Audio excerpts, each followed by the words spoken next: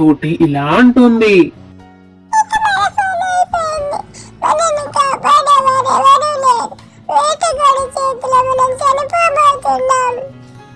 అనేసరికి మోటికి చాలా బాధేస్తుంది.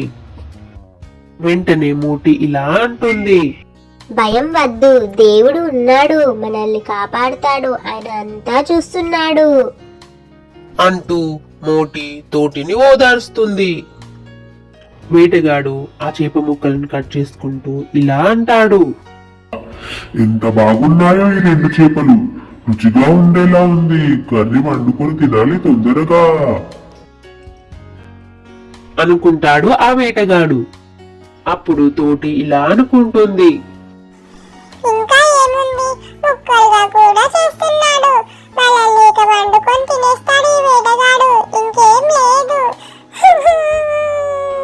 అంటూ ఏడుస్తుంది తోటి. మోటి మాత్రం ఏమాత్రం భయపడకుండా ఆ ఒక్క మాట అంటూ ఉంటుంది.